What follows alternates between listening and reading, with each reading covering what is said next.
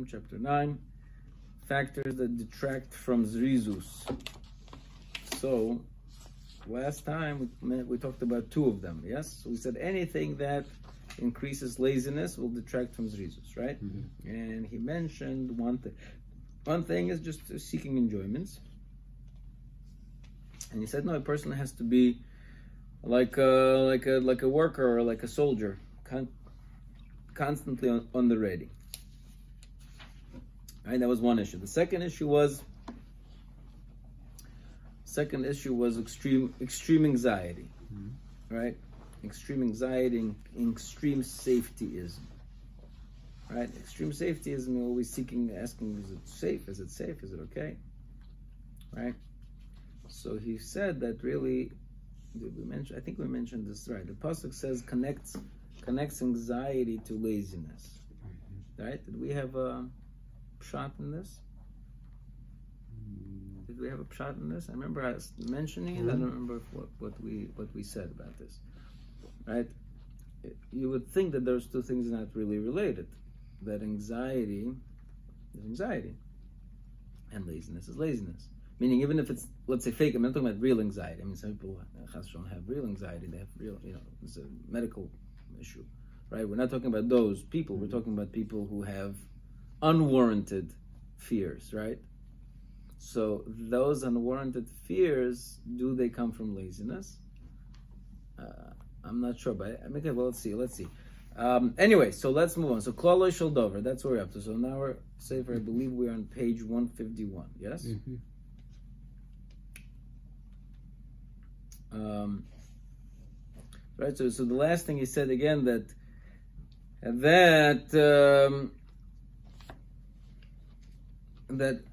when he saw somebody, he saw somebody being scared, he told them, "B'tach b'Hashem v'asei tov." Right? You have to have bitachon. So fear, so it sounds like anxiety is a bitachon problem. Okay, so we'll get back to that in a second. So klalo yishal davar. So sum total of the whole thing is tzorich yosim ha'odam es atzmoi aroi ba'olam hazeh. A person has to place himself as an aroy, as a temporary, like unstable being when it comes to ba'olam, in the world. V'kavua ba'avoida. But he has to be constant, he has to be set in terms of service. Yisratze v'yistapek b'chol inyanei ha'olam. He should be satisfied, right? Yisratze meaning he should be pleased, v'yistapek and satisfied, content with all of the matters that he has in this world. Whatever is mizdamin loy happens to him, right? Whatever he gets, basically, whatever presents itself to him. Okay, I mean, these are very difficult lines in some sense. So let's think deeply for a second. He should come. He should grab whatever is falls into his hand, right? So in other words, he seems to be saying that too much ambition in physical matters is not good. Whatever presents itself to you, the opportunities that present themselves to you, grab. But it doesn't seem like you got to be too aggressive, right? In seeking olam hazeh opportunities, because you have to be aroy ba'olam and kavua ba'avoida, right? You have to be focused on service. At the same time, you have to be very far from rest. And be very close to work and toil. And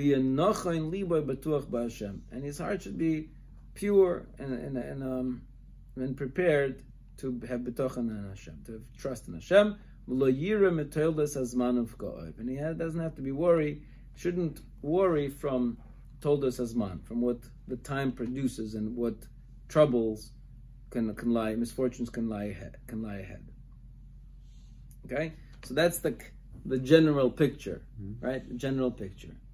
What's the problem with that picture? What's the problem? It's not a very modern picture, no? The way I see it, it's not a very modern picture. How do I know it's not a very modern picture? Because, the American, the American dream is not built by waiting for opportunities that present themselves to you. The American dream is built by knocking down kind of the doors and breaking through, right? No? Yes? No? Yeah. I mean, it's like if we're talking about called social, in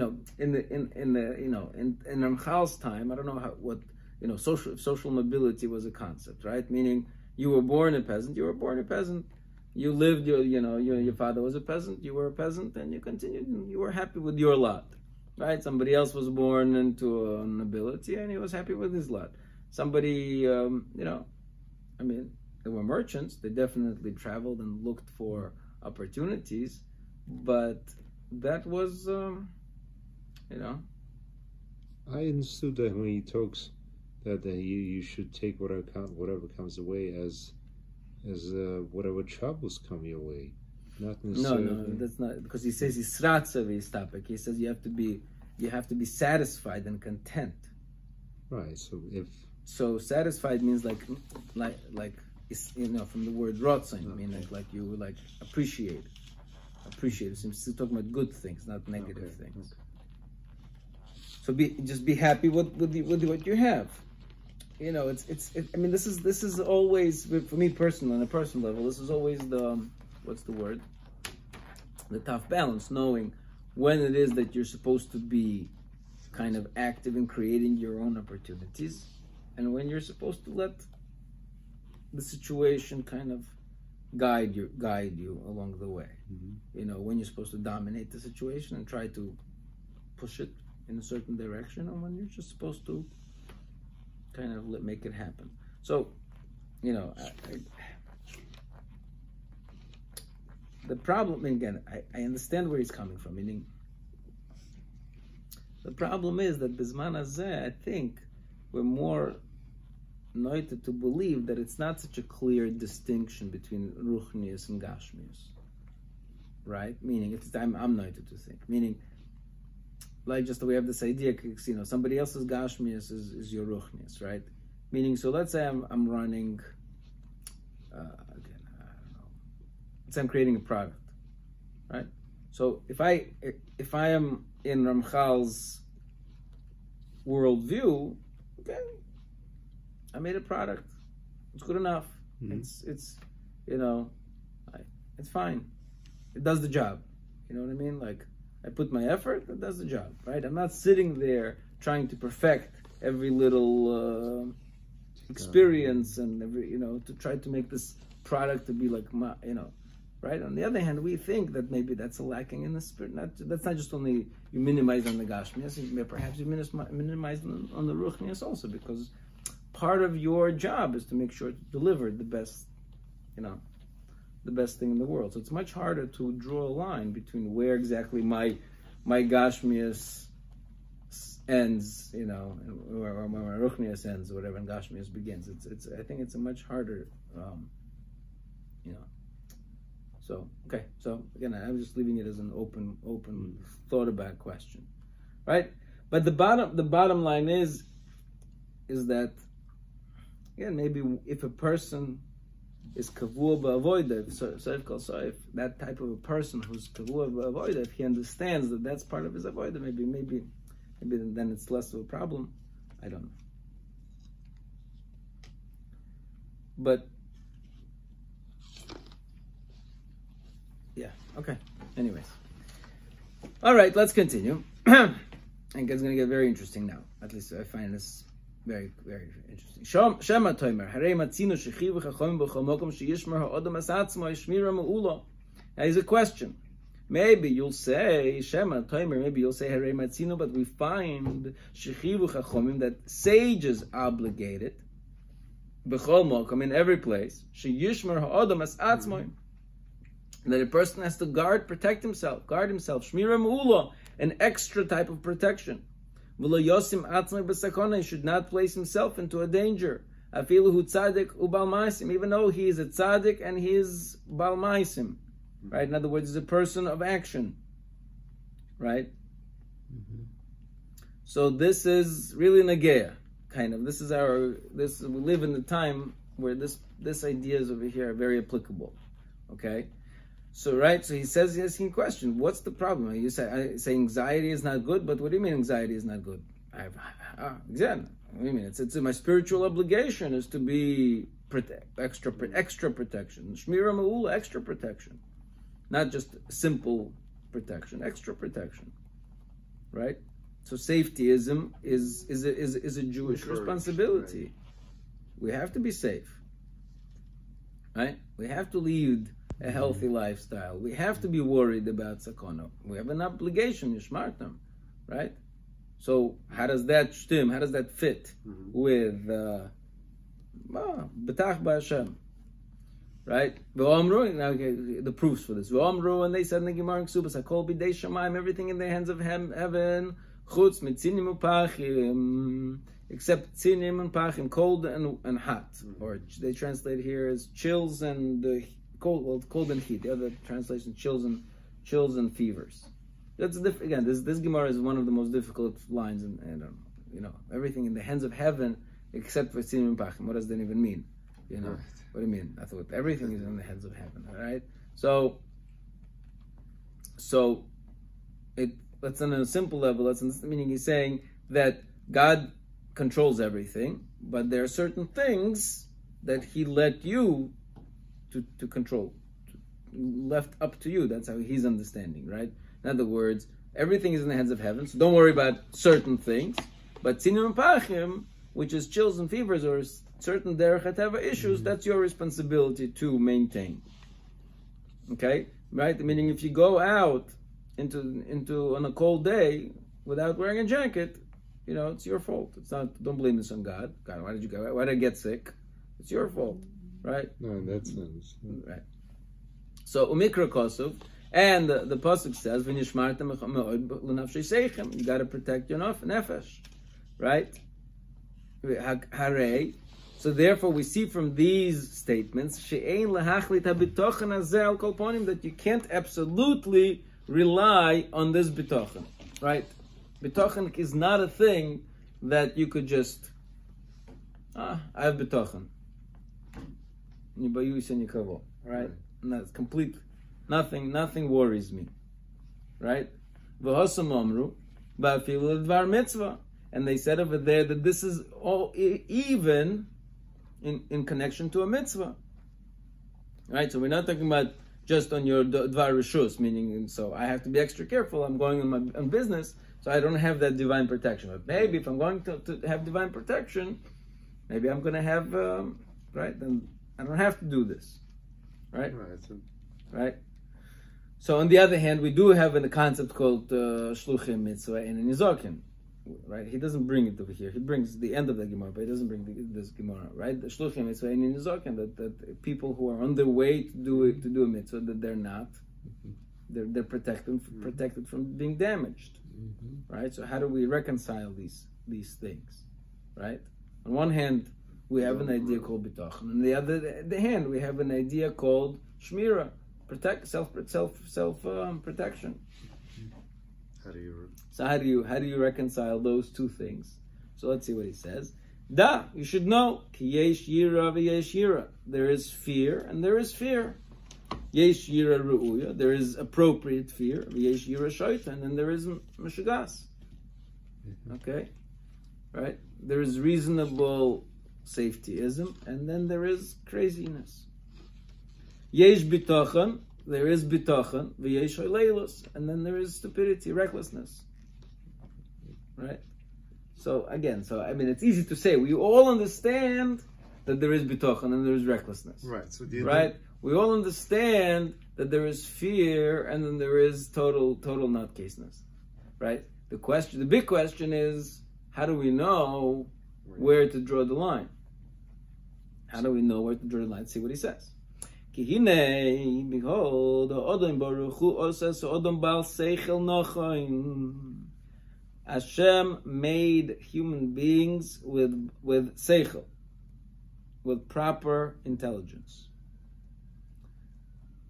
Questionable. Usvara nechoicha, and what's the word? Logic. Let's call it logic. proper logic. So those are two things, and one thing I don't know. Seichel, you have intelligence and logic. Right? That you should act, that you should guide yourself in a good way. V'yishmar, and protect yourself from those things that are damaging to you. Asher nivru lanu shesarishayim, which are created to punish the Rishonim. This is based on the Gemara that I don't understand all of this. So he's saying, right, he's basically saying that some of the negative things that Hashem created in this world, right, those dangerous things that Hashem created in this world are created as a way, so there could be ways to punish the Rishonim in this world. Again, I don't know what that, it's based on the Gemara that probably is just too much for us right now. Meaning something like, I guess, something like let's say a poisonous snake. Let's just give an example, right? So it's poisonous snake. Why did God create a poisonous snake? The world could have been done very well without poisonous snakes. So he needed poisonous snakes so that the wicked would be bitten by poisonous snakes when he needed to take care of them, right? Okay. Again, there's more to it because I don't know if I don't care if a snake is an bad example. But in Gan Eden, right, the elements of Gan Eden and the wild animals of Gan Eden were not dangerous to Adam. Like, he needed that protection. Him and his wife were open to the elements, and because the environment was not one of danger, right? Things changed after the Chet of Eitzadas. Okay. Anyways, so again, it's a side point. I think it's a side point. So, but the point is, right? The point is that even though Hashem created mazikin, things that are dangerous, He also built into human human psyche to be able to run away, right? Mm-hmm. It's an instinct, meaning I think that's what it means. Meaning seichel nocha nesvara nechoicha means there is a basic instinct within each individual to protect himself from danger, right? Mm-hmm. And anybody who wants that not to guide himself in this way of wisdom, and he allows himself to be open to danger, that's not bitachon, that is recklessness, right? Meaning if somebody doesn't understand that this world is full of dangers, that's stupidity.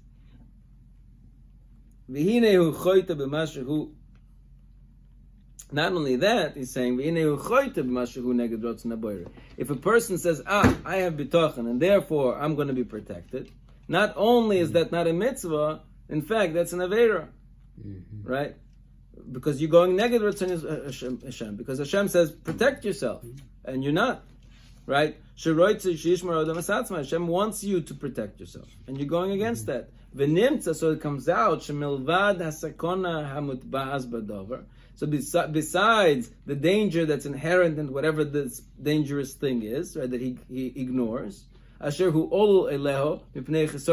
that now he's exposed to it because he's lacking his protection. Now he further is guilty, actively guilty, with the sin that he does, not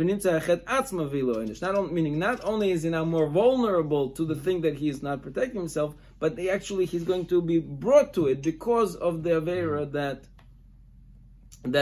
of not protecting himself, right?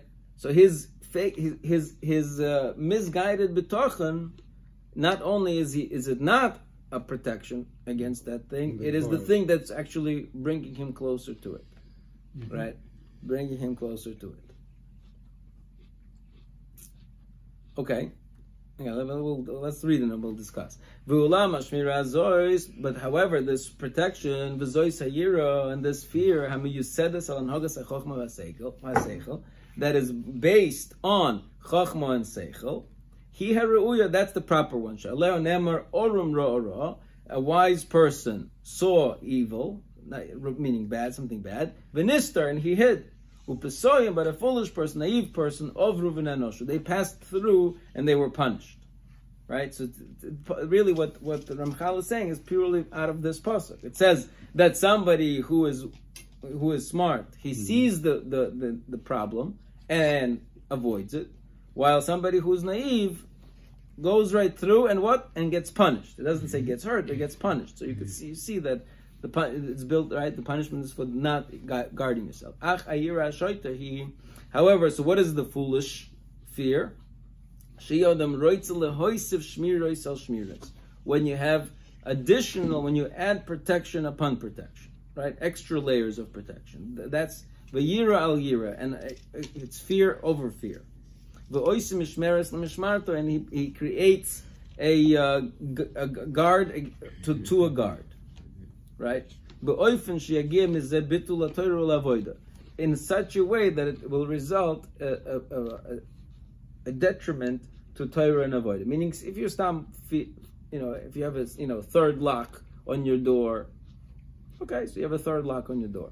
It's not such a could be not such a terrible thing. Mm-hmm. But if as a result of your extra fear, you're not going to shul, you're missing this and that and the other, then that's a problem, right? Meaning, so even though it could be crazy fear, but crazy fear that doesn't debilitate your avodas Hashem, that itself maybe not such a problem. So now he gets to our question. So here's, I'll give you a rule of thumb to differentiate between the two fears, right? So you could have said that he already differentiated. One was extra layers, and the other one was direct, right? Extra layers versus direct. That's one differentiation that he already gave us, right? Because there's a concept in the Gemara called Ein L'Dover Soif, right? Once you start, there is no way to protect yourself against every possible calamity, right? Calamities, by just nature of living in this world. So, you protect yourself, whatever, one sigma, right? What is it called? There's something called the 6 sigma. What is it? Not 3. What is it called? When you protect yourself from not protect, but quality control. 3 sigma. 3 sigma, right? So 3 sigma could be already too much for Amchal, right? But you protect yourself against some reasonable occurrences, and if it's too much, then whatchamacallit. Okay, but now he's going to tell us something else. So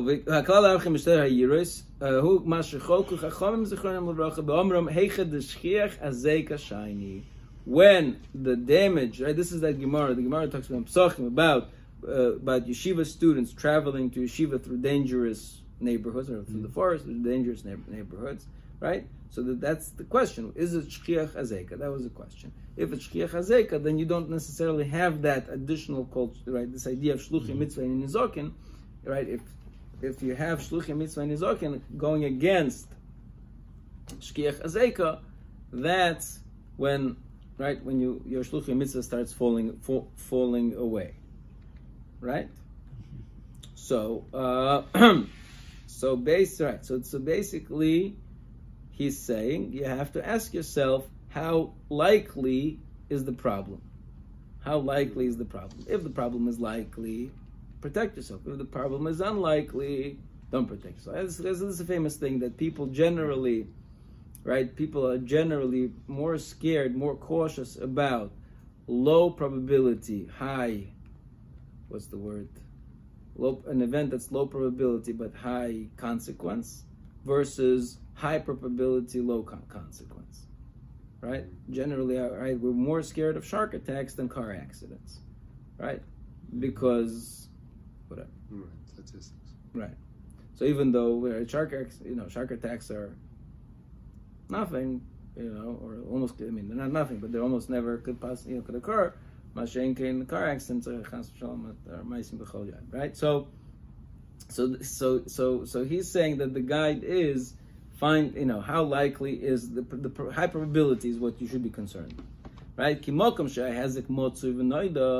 If the danger is probable, and it is known, then you got to be careful. But if it's not a well-known damage, then you don't have to be fearful. Reusa de loy chazinan loy machzikinan. A problem that we don't see, we don't establish. Right? Reusa, not a is like a problem within something, right? If it's kind of like ain't broke, don't if it's ain't broke, don't fix it kind of thing. We have a concept called that a wise person, a wise person only is responsible for what his eyes see. Right? So in other words, if you ask, this is usually applied when you ask a question for a Rav. You ask a question for a Rav or a Dayan, the court case, they judge a case, and they judge based on the testimony that they have. If later new testimony comes in, so they have to redo the court case. Then that doesn't mean that they did something wrong. They paskin based on the Ein of Rois, what they saw at that time. Right? The problem is, I'm jumping a little ahead, but the problem is the whole right. What is Ezu Chacham? Right? The Pirkei says, who is a wise person? Haroya Sanoil, somebody who sees what will result. Right? So he's telling you right now is you have to be worried about dangers that you see. But the whole problem, some say now the problem is, but this person who is full of anxiety, the problem is that he sees all these dangers. It's not to him, and they're not hypothetical, far-fetched events. To that person, they're very real. That's why he's afraid of them. So I'm not, but again, let's just get back on the word. So the Ramchal is saying that a person has to be worried about visible and visible and probable dangers. Visible and probable dangers. If it's not visible or probable, forget about it. Hu atzmoi inyan hapasuk she'evanu l'mayla, and this is really again apparent in that pasuk that we saw. Orum ra ra. The person who is wise saw ra, he saw bad, v'nister, and he hid. Right? We're talking about a person who is hiding, who's avoiding a danger that he sees. He's not avoiding a possible danger that can possibly occur. Okay? And this is also exactly described by the pasuk that I mentioned above. From really we mentioned it yesterday. That's what we were talking about. This is where it comes back to this idea that this anxiety, this fear, is a product of laziness. Right? The pasuk in Mishlei says, "Omar otzel shachal baderach." Right? A lazy person says, "There's a young lion in the path." Right? So, right, they see that laziness. Otzel is afraid of some hypothetical lion, some hypothetical danger. They told it like a story. Lahari said, "Heichen magas yiras hevel," meaning they put in into this pasuk. They put in the following scenarios to find a conversation to show how unbased or baseless fears can really prevent a person from doing good. Right? And they said this is how they described it in the Midrash. Shiva dvarim amar Shlomo be'otzel. There are 7 levels that Shlomo Melech said with regards to a lazy person. Ketzad, how is it? Omru le'otzel, here's the case. They say they tell the otzel, Harei Rabbecha be'ir, listen, your Rebbe is in town. Right? Go learn, right? Your Rebbe is in town.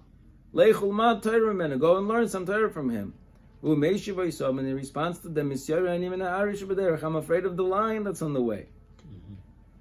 They tell him, Rabbecha b'soicha Medina. So over here, Medina, I think means like your region. Meaning, right? So it's in your neighborhood. Let's. I think it means like he's in your neighborhood. Yeah,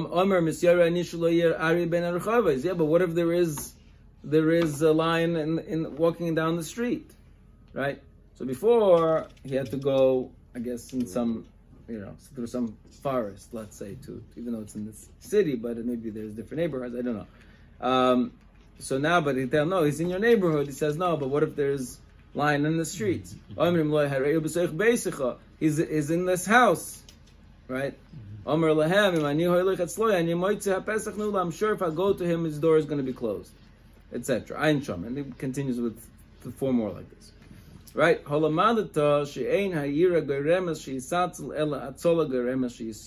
it comes out, it's not that fear causes a person to be lazy, it's laziness that causes a person to be fearful.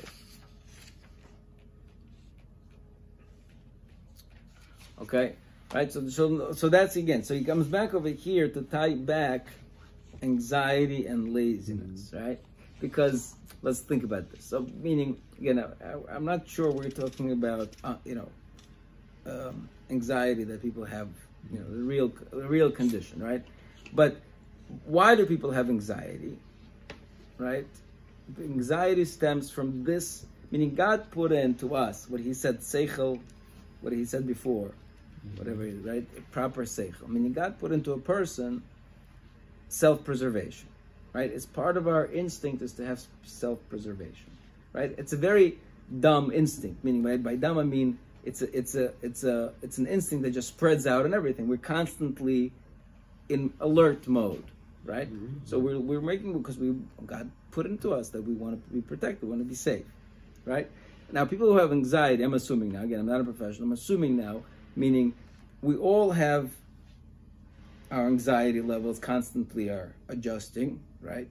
When we are here, we may feel safer. When we go to a different place, we're a little more cautious, right? So our anxiety levels are constantly adjusting, right? So a person who is by nature full of anxiety, that means his alert levels are constantly above normal. They're constantly heightened. And as a result of his alert levels being constantly heightened, so that makes him more, that debilitates him from being able to live a full and productive life, because his full engaged on the... Because his that instinct that God put in for people for self-preservation is forcing him to be always,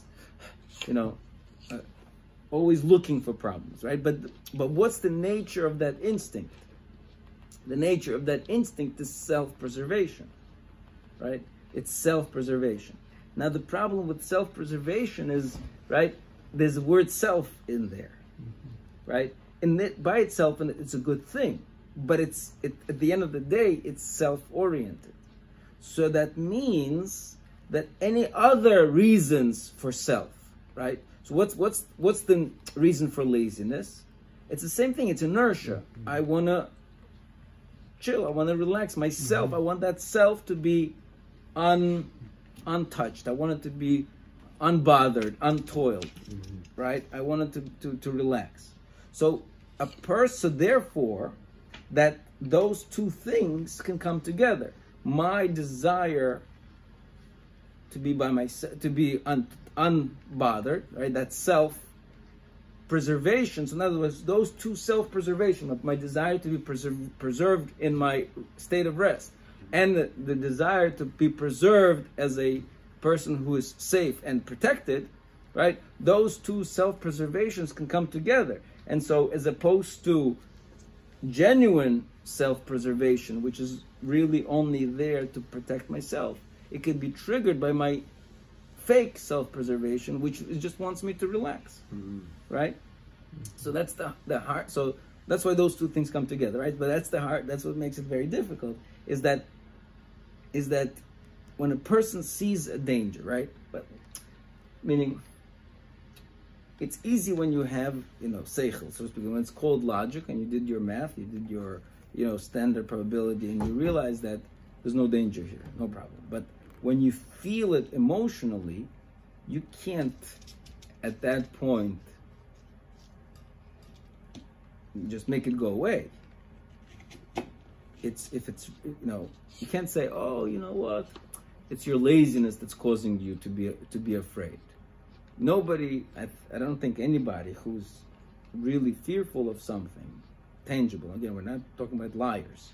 We're not talking about a person who's lying, right? We're talking about who's maybe lying to himself, but when you're lying to yourself, you don't know the difference. So I don't think anybody who has that fear can say that at that point, how do you scale back? How do you scale back?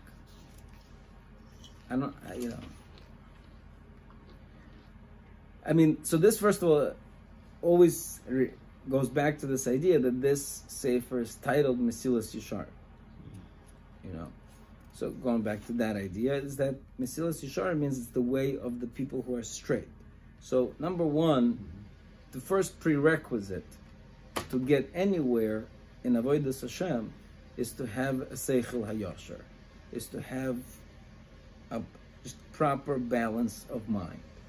If a person is disbalanced by nature, if he doesn't have a Seichel HaYashar, he has a crooked Seichel, whatever that means, but we see it when when we see it, we recognize it, is that when a person is not Yashar, then he is very much likely, I don't know if there is a way to correlate, right, to calibrate. Okay, so let's see where we are. So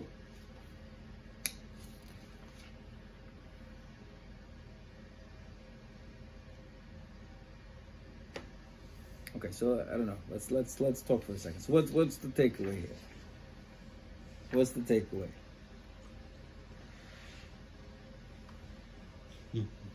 What's the takeaway?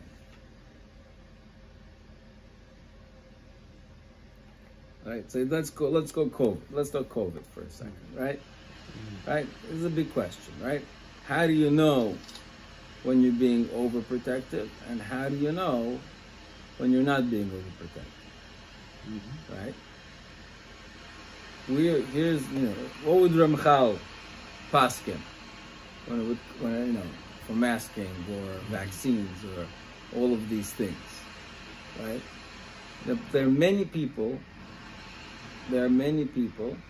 throughout COVID who refused to go to shul because it was dangerous, right? On the other hand, there were many people who went to shul, without any social distance, because who cares? Hashem will protect, right? So, where would Ramchal be on this? You have any, from the text that we read, do you have any guidance on engage in both? Huh? Engage in both. You go when I feel get sick for the first time.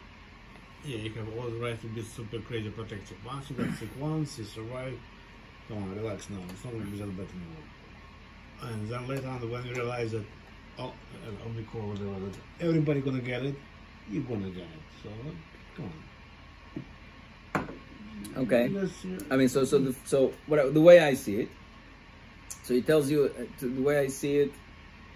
It's a two maybe three step, three ingredients from here. I see here three ingredients. Ingredient number one is probability. How likely is the danger? That's question. If you see, he does not discuss at all the level of danger. He didn't discuss that at all, right? If it's the Black Death, then it's one hanhaga. If it's COVID, there's no discussion here about the levels of danger. At least I don't see it. Either because maybe he's only talking about extreme cases. I don't know, but I don't think so, because it says v'nishmartem. You have enough. I mean, again, I don't know, but you have. If we're talking about that, you have a responsibility of v'nishmartem, right? It's not just. It's not just my self-preservation instinct. I'm also doing, besides the self-preservation instinct that Hashem placed in me, I'm also fulfilling the Ratzon Hashem by being v'nishmartem me'oy, right? So again, I don't see any discussion about the levels of danger.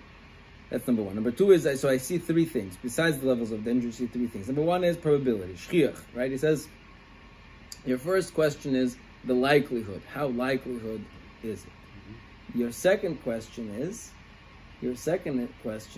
how known is it, right? Meaning, is this some kind of you dreamed up, 5G towers are going to, mess up with your whatever, right? So you just made up that danger, or no, or you and a couple of your conspiracy theory friends just made up that danger. You don't have a responsibility to protect yourself from that danger, right? So that's the second thing. So first thing is likelihood. Second thing is, is it real or not? And the third thing is, what are you doing to protect yourself? Is it shmira, or is it shmira upon shmira upon shmira? Right? Are you overdoing it? Meaning, and overdoing is only a problem if you are overdoing it, and as a result it causes bittul Torah and you avoid it, then it's a problem, right? So those are the three takeaways that I see over here. Again, probability, visibility. Let's say probability, visibility, and overprotectiveness. Probability, visibility, and overprotectiveness. Okay, we're gonna have to get back to this. We'll see that he's going to touch back on the idea of bitochen again in Midas Chasidus. Okay, and could be again. We'll see. Maybe there is a difference. Still, at the end of the day, there might be a difference between bitochen of you and me versus bitochen of somebody who's on the level of a Chasidus, right? Like maybe like we saw by Avraham Avinu. Avraham Avinu, when he went down to Mitzrayim, right? So Ramban, for example, Ramban thinks that he did this in Aveira, right? Meaning, I will say, it was hunger in the land, and he didn't complain, and he went to and he put his wife in danger. So Ramban thinks that was an Aveira. Mistake. Right. So, because on his level, he should have trusted that Hashem is going to take care of him. Something along those lines. So there could be levels of bitochen for each individual person. But anyways, this is a very hard chapter, I think. Okay. Anyways, let's just read this next. Let's read this up quickly. Okay. All of these things that I tell you, daily experience testifies to them. Which is really simple by majority of regular people. This is their what?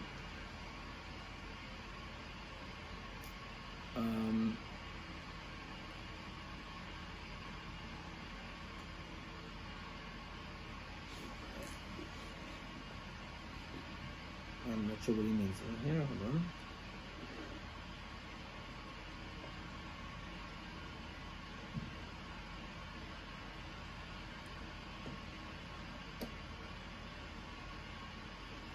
I'm not sure what he means. Meaning, I'm not sure what he means. This daily experience testifies to them, to what? So that we see that most people do these things, the good things or the bad things, I'm not sure. It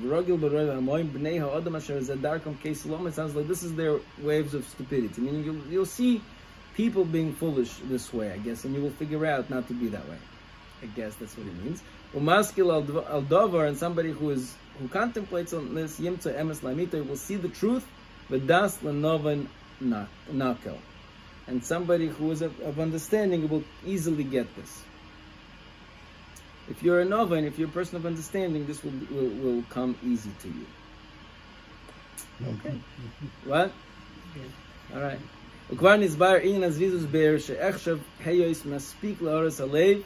Again, it says it's enough that I explained to you this, that I think will be enough for you to contemplate this further. And somebody who's wise should think more and will take more teachings out of it.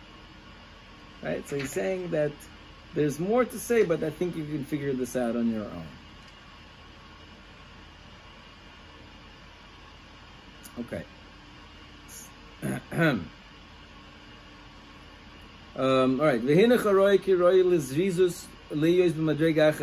this is a new issue here. He's saying why is Zrizus after Zehirus? Right? They really are hand in hand. They really go together. So why is maybe Zrizus should come before Zehirus? Why is it, Ramchal told us that everything here is a 10-step program. So why is Zrizus after Zehirus? Ki al haroi, because generally speaking, lo yodam zori is the person is not going to be fully active in his avodas Hashem. Im lo zohir betchila, if he doesn't have an awareness of his surroundings in the first place. Ki mishu lo yosin libo lihzor b'masav, somebody who is not at first contemplative or self-analyzing about his actions, or thinks about and meditates on the avodah, on the service and its laws, Shazuhi midas azhiris, which is how we define the midah of zehirus, kamash kasavti, kosher, it's unlikely sheyilbash ahava v'chemda eleon. He's also going to be fully dressed or clothed with passion and desire for it. V'yizdores b'tshuka, and then he's going to be zealous in yearning with Neboira before his Creator. Is because that person that doesn't have Zehirus is still drowning in his physical desires. And he is running around on autopilot in habitual ways. Which is really far from God's work, right? Meaning God's service demands a certain level of self-assessment, and a person who doesn't have that self-assessment is unlikely that he's going to be, interested in real avodas Hashem. However, somebody who already opened his eyes, to look at his actions and to be aware of them, and he began to do an accounting between mitzvahs and averis, like we mentioned, it will be easier for him to run away from the ra, and he will desire for the good, and this is simple. So if it's so simple, I'm not sure why he needed to say it. Right? Maybe, is it simple? I don't know. I'm not sure what he wants really, but it's a very whole paragraph to tell me that Zrizus belongs here. I don't know if I fully understand this paragraph, because you have to put it somewhere, right? If there's an idea called Zehirus and there's an idea called Zrizus, one has to come before the other. You can't be like Hashem, Shama v'zocher b'dibur echad. You said Shama v'zocher in one shot. You can't do that. And it makes sense that Zrizus should be said after Zehirus. You begin with Zehirus, some self-awareness, and then you're gonna. It seems to be saying Pashut, but it's so Pashut. Then why did he need to say it? I'm not sure. Avoid Baal Shua syndrome.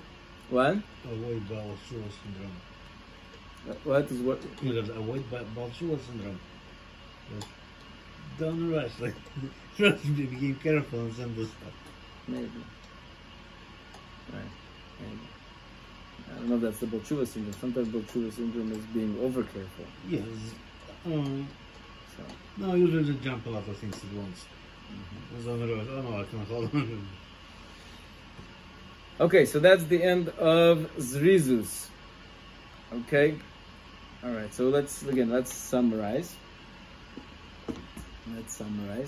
Where have we been here in Zrizus? So we talked about that Zrizus has two aspects to it, right? Jumping to do it right away, and making sure to conclude it as soon as possible, right? We talked about how it's about being above time, right? Not letting the mitzvahs become chametz, right? It is the opposite of laziness, okay? Zrizus is the opposite of laziness, and therefore it in itself is a spiritual activity, because it forces a person to combat his natural teva to be inert, right? Not to do anything, and therefore also it could also be done by force, meaning it doesn't necessarily have to come from the inside out. It could come from the outside in. We come from the outside in. And in general, that's why tzaddikim do everything in with speed, because it's a spiritual things by nature are faster than physical things. Physical things want to be inert; they want to be lazy and slow. And so, okay, so that's yearning. It's an expression of yearning towards the avodah, right? And how do you get this thing? So the way he told us is that you contemplate on all the good that HaKadosh Baruch Hu did for you, and if you contemplate on all the good that HaKadosh Baruch Hu did for you, then you will feel a sense of indebtedness and gratitude, and that will motivate you to do the avodah with greater alacrity, right? Yep. And then the things that increase laziness are the things that are going to keep you not zealous, and so you have to be more like a soldier who's ready for action, And then today we talked about the balance between bitachon and fear, protection, shmira, and safety as well. Okay? All right.